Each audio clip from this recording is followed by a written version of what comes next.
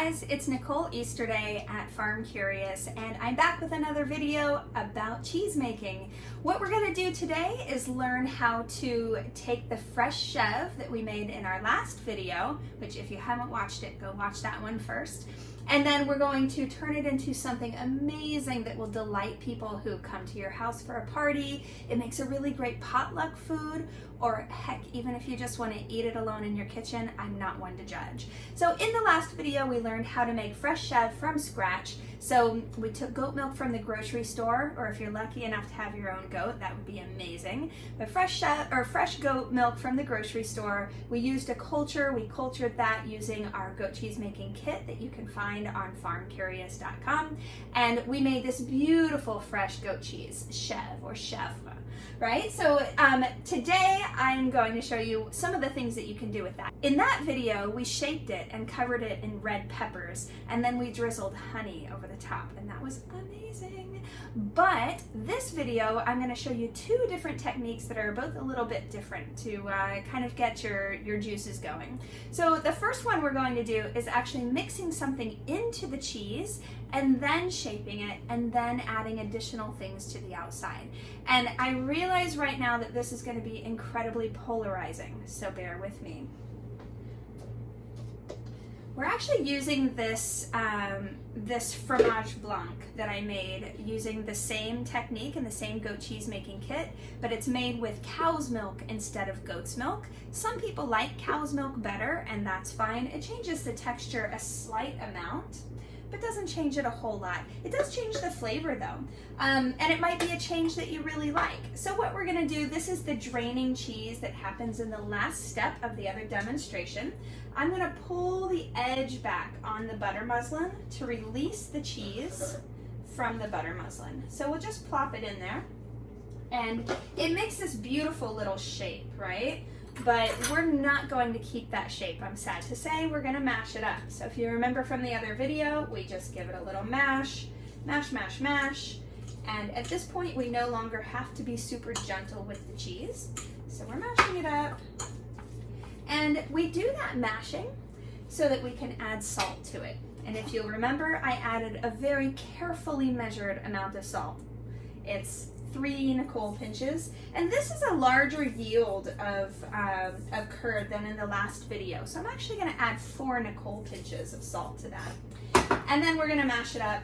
I talked in the last video about what type of salt is appropriate to use. You just want to make sure it doesn't have iodine or anti-caking agents. Otherwise, the world is your salty oyster. So if you like pink Himalayan salt, it will leave little pink speckles in your cheese.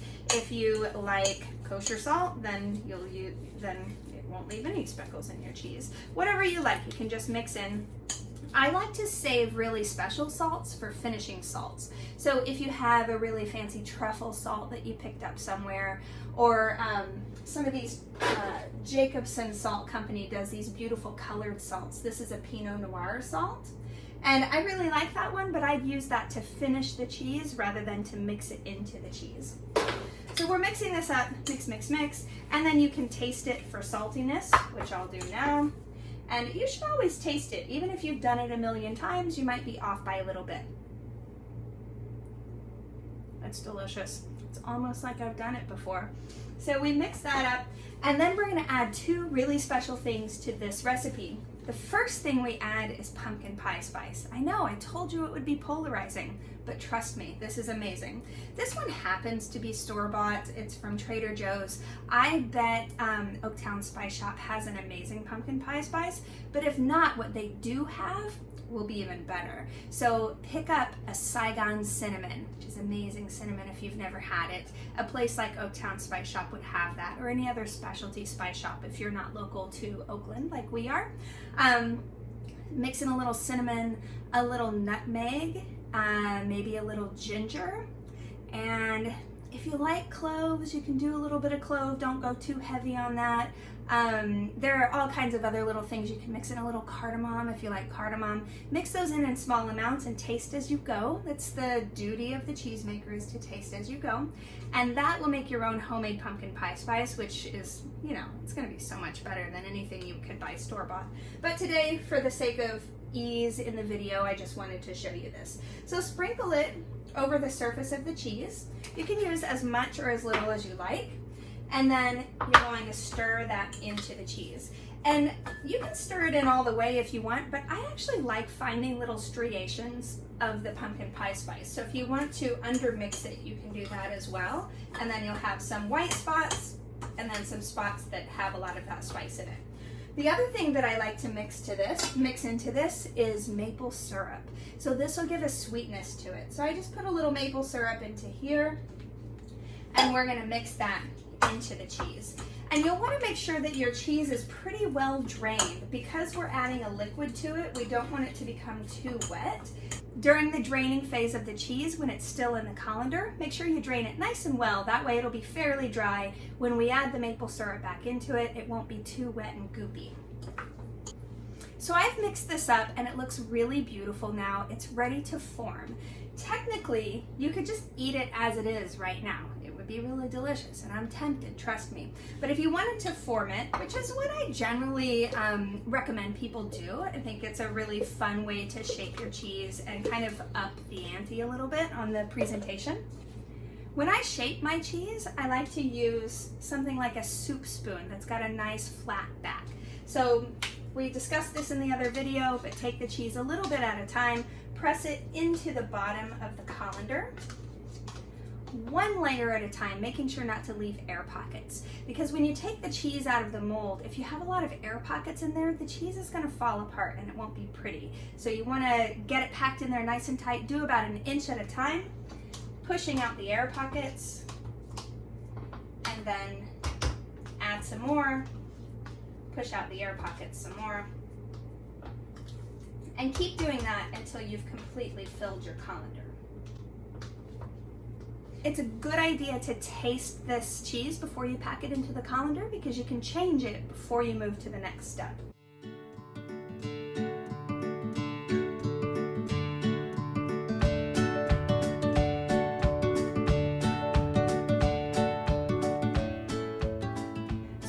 My cheese colander completely full now, and you can see that little bits of cheese are coming out of the holes, and this is ready to go into the refrigerator. I do recommend putting it in the refrigerator for a couple of hours to get it nice and cold, even overnight if you can, and then it'll be much easier to pull out the next day.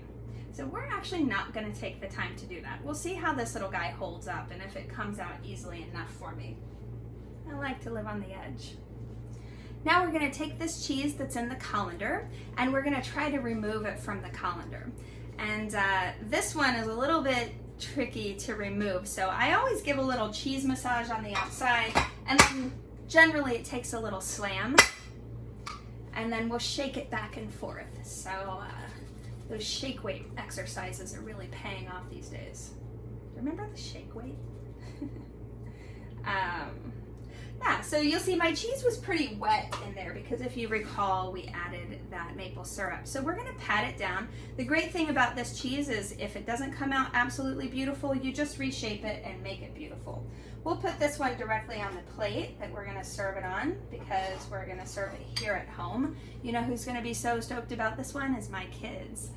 This cheese looks a little bit like Jabba the Hutt. So because it's so wet, we're gonna do a little bit more work lengthening up that tower. So if you see, I'm kind of squeezing it between my hands from the outer edges, and we'll try to make our tower look a little bit nicer. All right, that looks better. So now that we've got this beautiful cheese, we could serve it just like this, and that would be wonderful. I really recommend putting candied pecans on the outside. So if you take some pecans like this, you could kind of pack that around the edges. You could make a design if you wanted to. This is gonna look like a preschooler made it. Aren't you so glad you tuned in today? I don't know, I'm deep in this now, so I'm just going for it. So we'll poke these little things around the side. You know, in my mind, it looked more beautiful.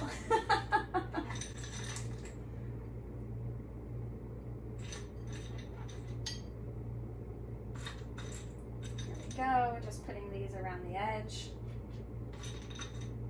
trying to put the pretty ones, so if you see me picking around in there, it's because I'm trying to find the ones that look really nice. This cheese can frankly use all the help it could get. Here you go. You can see this guy is really wet, so it's really sinking down. Now that we put the pecans around the outside, the praline pecans, we could put some cherries on the top maybe. Fresh cherries would be even better, but I have dried cherries, so that would be really nice. And wow, if this isn't straight out of 1992, I honestly don't know what is. So for your next retro party, I think this is the guy. Just because this is already super ridiculous looking, I'm gonna see if I can help it out by putting a little extra pumpkin pie spice around the outside. Now the thing with this cheese is regardless, that actually helped a little bit, regardless of how it may look right now, this is the most delicious combination ever.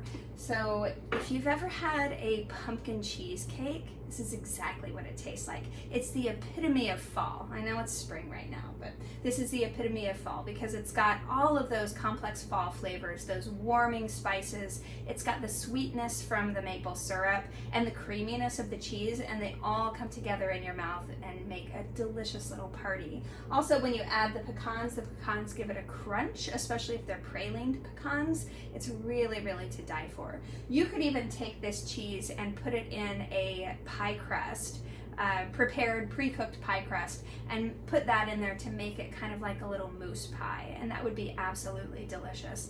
So there's so many ways you can enjoy this cheese. This is one of them, and what a strange creation I've just made here. Do you think less of me now? Are you like hitting unsubscribe below? I hope not. Stick with me.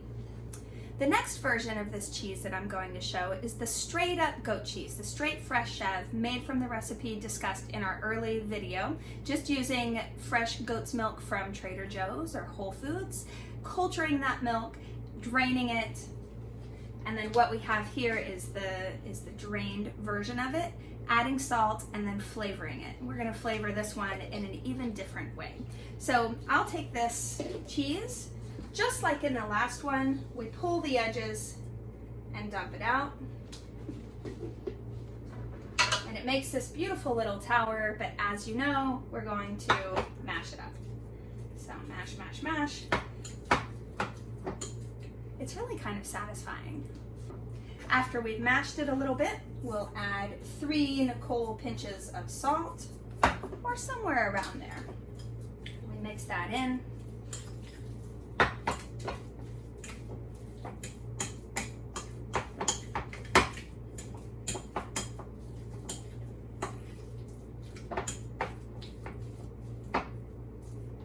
And then always be sure to taste it to make sure you got the right amount of salt. It's perfect. I wouldn't change anything. Now that we've got the salt mixed into the cheese, we're going to shape this one as well. And I'm using a slightly different colander. We sell these on our website at FARMcurious.com. They're just called cheese forms. And you'll see it's a little shorter and squatter than the other colander that we use. When I'm putting cheese on a cheese board, I really like to have different sizes and shapes and colors to really attract the interest of the eye. And so using a different size colander for a cheese next to another cheese really draws attention to it. So we'll do the same thing with this cheese as we did with the last one, packing in 1 inch at a time and pressing it into the bottom of the colander.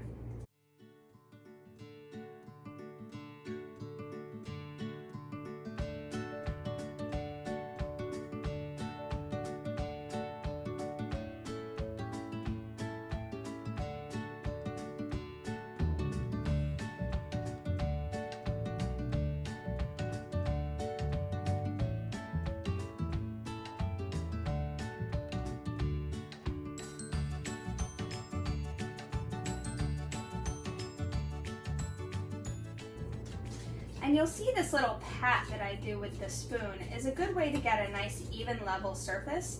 And then I drag the spoon from the edge of the cheese into the center of the cheese, and that really helps flatten out the top. You want the top to be flat because when you pull it out of the colander, you want to be able to set it on a cheese board and have it look okay. With this colander, there's always a little extra cheese there, so I always scrape this off first. As it cools in the refrigerator, that's just going to get dry and crusty, so you might as well scrape it off now.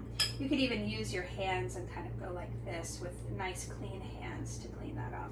And then this cheese will go into the refrigerator for a couple of hours to firm up. It'll make it easier to come out.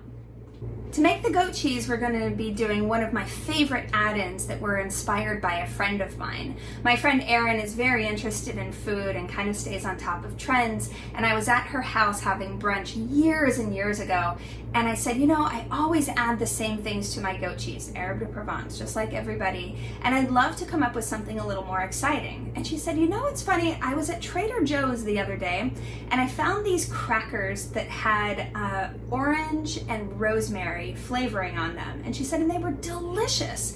And I thought, oh, I could totally do that. So I created this cheese that has cracked black pepper, fresh black pepper on the outside, orange zest, fresh orange zest, and then a little bit of fresh rosemary. And it has to be fresh, not dried rosemary, because dried rosemary will be a little too astringent. And then you pack that all around the outside of the cheese. Before you serve it, you let it mellow for about 4 hours. That will allow the fat inside the cheese to absorb those flavors, and it'll take some of the astringency and bitterness out of those flavors as well. When you serve it, people will be blown away. It's really beautiful. So let's set to work cutting up the rosemary and getting the orange zested. By the way, we're stuck in the house right now, not a lot of access to grocery stores, but it turns out that I have rosemary and oranges in my backyard. So this is one thing that I can put together really easily without having to go pick up any special supplies. Yay for California.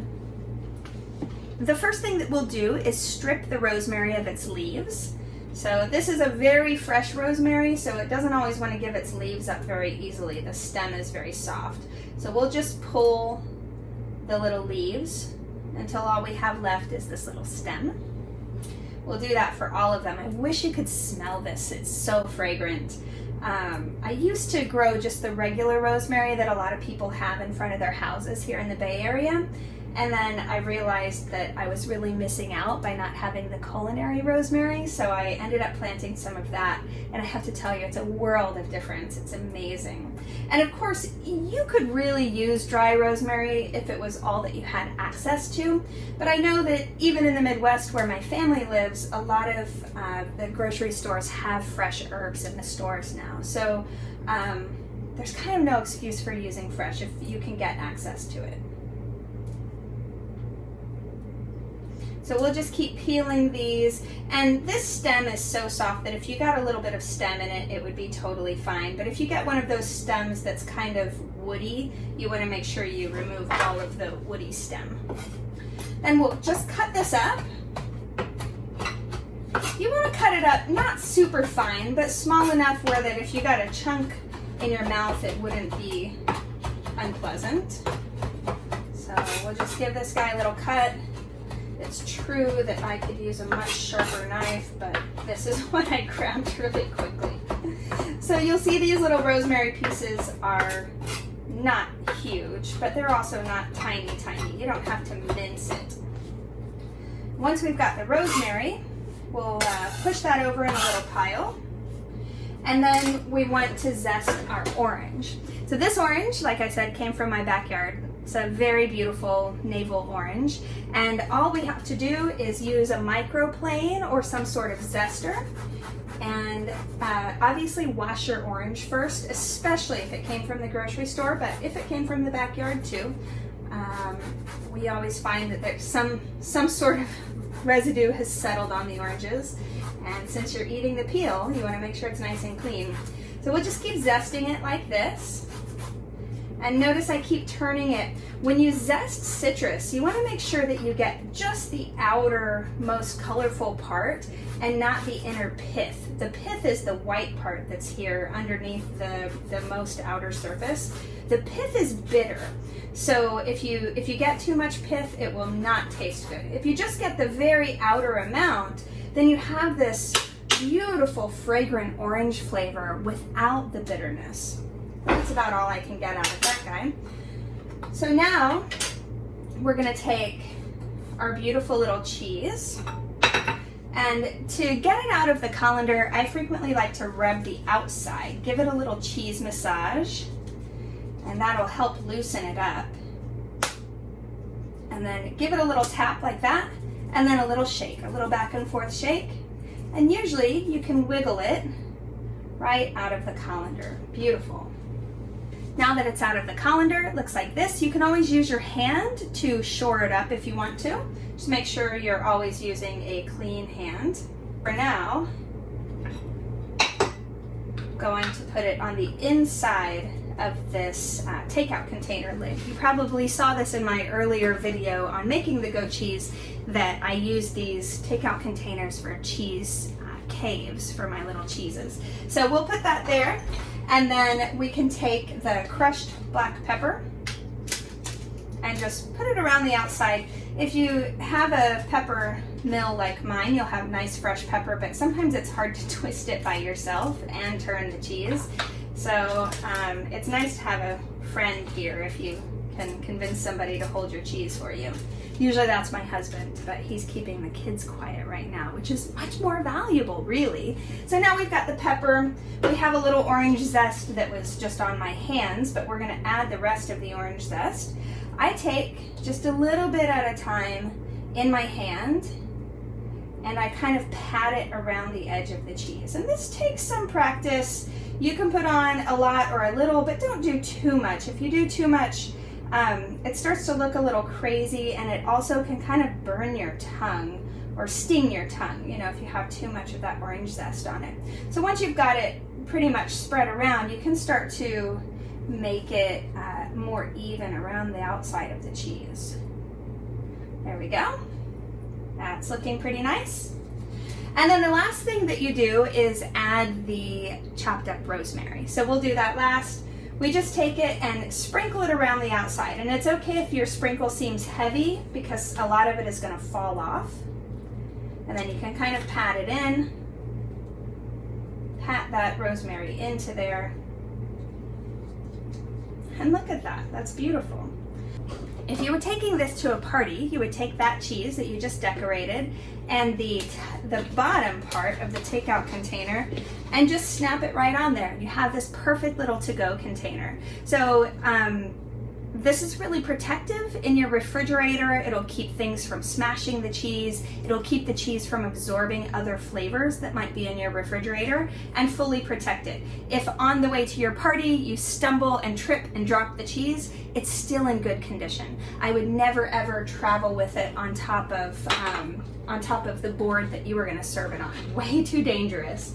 Once you get where you're headed, you can go and wash your hands really well, and then take your little cheese, separate the top from the bottom, take that lid off, and then hopefully you brought a nice way to display your cheese at a party if it's at someone else's house. Just tip your cheese into your hand and then plop it down onto your platter. If you want to shake the herbs around, you can do that to make it really pretty. You could even cut a slice of orange, or do a zest of the outside of the orange around, like little peels. What we're gonna do is, we've been taking a lot of walks in our neighborhood because we're all home and it's a great time to do things like that together.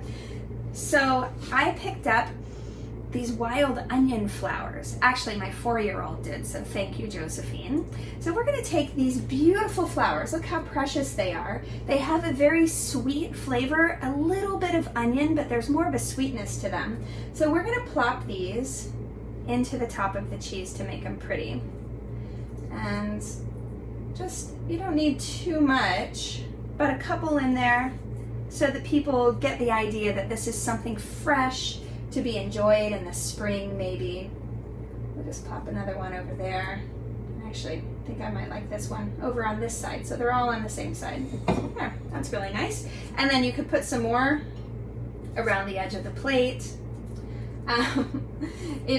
Obviously, finding fresh onions in your neighborhood is very, very lucky. So if you're not in that position, anything around the edge would be really beautiful. It's always nice to decorate the plate. So if you have any type of edible flowers, you could put those around. Nasturtiums would be really nice. I like to discourage people from putting things on a cheese plate that aren't edible.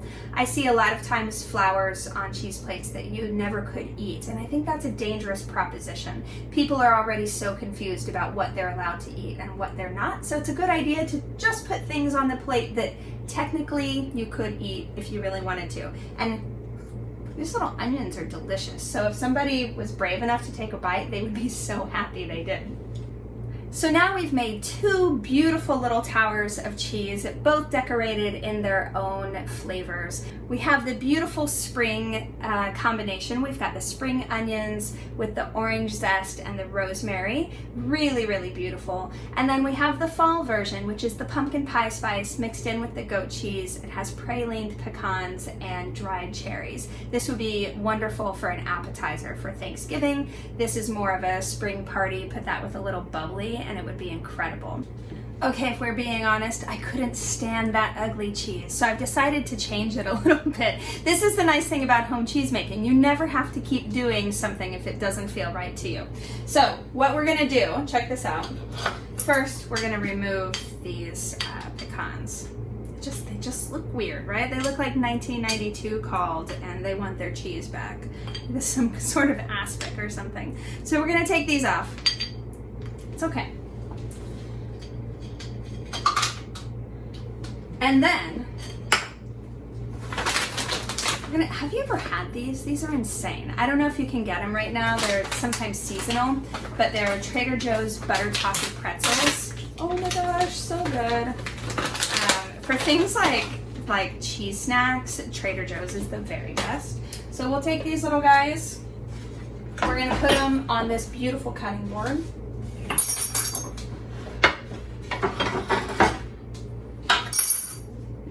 And we're gonna take this insanely ugly cheese and just put a little bit on each pretzel. So that as guests at the party come by, they know what they're supposed to do. They can just pick up a little pretzel, put some cheese on it,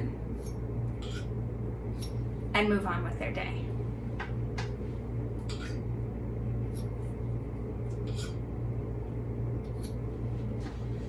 I feel so much better about the looks of that than I did about that crazy weird pile we did. Okay, yay, so we saved our cheese. If you wanted to, I still love the idea of the pralines. So you could take a little praline and pop that on the top of each one. This might be a good opportunity to use some of those little broken pieces.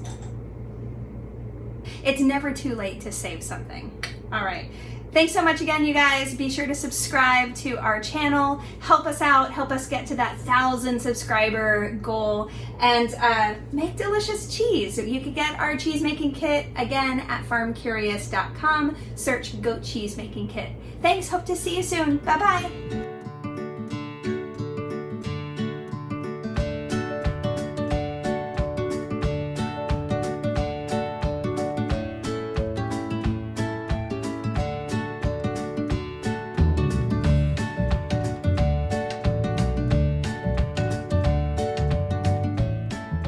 Thanks so much for tuning in to our video. I'm working on adding many, many more. As you may recall, I can usually be found teaching in-person cheese making and fermenting classes at FARMcurious in Berkeley. But while we're shuttered, I'm putting my energy into making videos for you all. Please, please, please subscribe to this channel. We have so many more interesting things coming, and it does a lot to show support for a small business owner. I appreciate it. Take care.